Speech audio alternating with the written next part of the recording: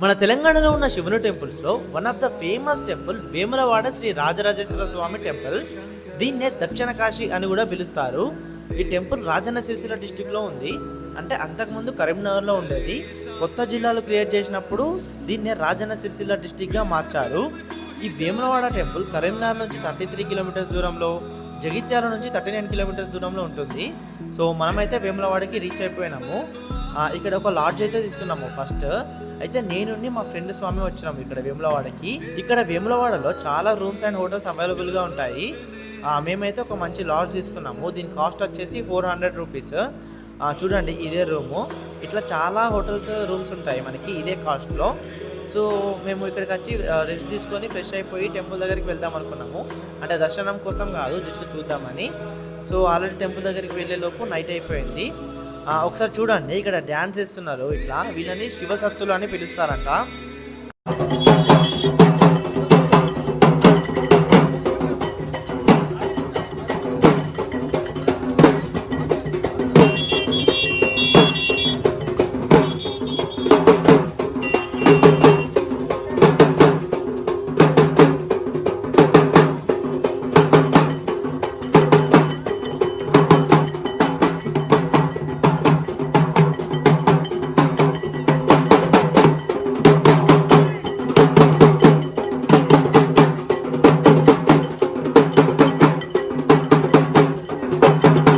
చాలా అంటే చాలా బాగా డ్యాన్స్ చేశారు వీళ్ళైతే.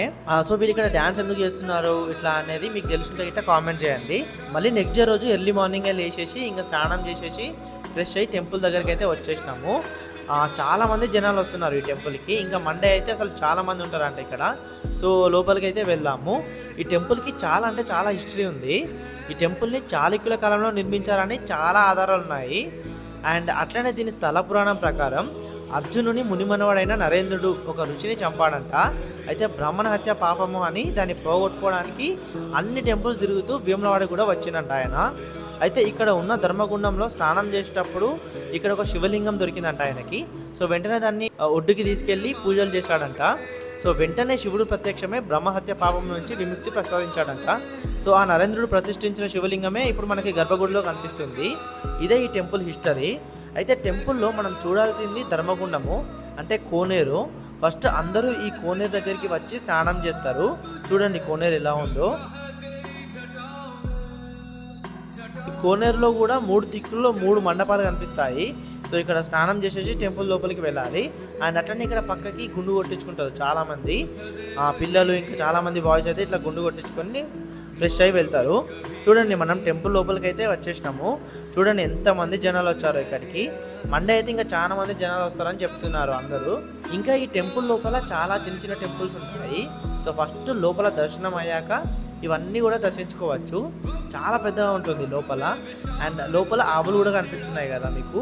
ఇవన్నీ ఎందుకు ఉన్నాయంటే ఇక్కడ చాలామంది పిల్లలు పుట్టకపోతే, ఇంకా వాళ్ళు అనుకున్నది జరగకపోతే ఇట టెంపుల్ దగ్గర కోడెని కట్టేస్తామని మొక్కుతారు. కోడె అంటే ఆవు. ఒకవేళ వాళ్ళకి పిల్లలు పుడితే ఇట వాళ్ళతో కలిసి వచ్చి ఇక్కడ కోడెని తెచ్చి చుట్టూ ప్రదక్షిణాలు చేసేసి ఇక్కడ దేవుని ముందు కట్టేస్తారు.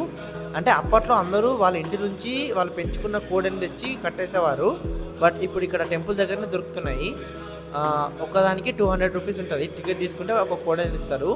సో దాన్నే మళ్ళీ తిప్పేసి ఇక్కడ కట్టేస్తే మళ్ళీ వాళ్ళే తీసుకెళ్తారు. అయితే ఇక్కడ స్పెషాలిటీ ఏంటంటే ఇక్కడ ఒక మసీద్ కూడా ఉంది టెంపుల్ లోపల. ఇది దాదాపు 400 సంవత్సరాల నుంచి ఇక్కడే ఉందంట.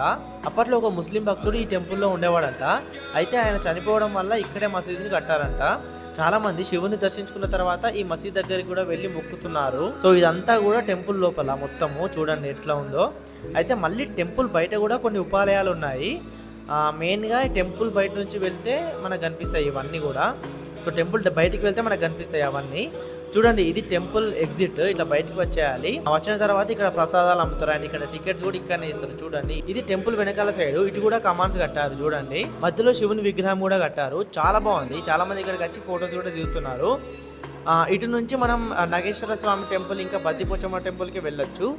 అండ్ పక్క నుంచి భీమేశ్వర స్వామి టెంపుల్ కూడా వెళ్ళొచ్చు. లేదంటే ఇట్లనే స్ట్రేట్గా వెళ్ళినా కూడా మనం ఇవన్నీ టెంపుల్స్కి వెళ్ళొచ్చు ఒకేసారి. అండ్ ఇక్కడ చాలా షాప్స్ కనిపిస్తున్నాయి కదా. ఇక్కడ చిన్నపిల్లలకి ఇంకా లేడీస్కి సో టాయ్స్ కానీ, లేదంటే ఇంకా గాజులు కానీ, లేదంటే పూజ సామాన్ కానీ అవన్నీ దొరుకుతాయి ఇక్కడ.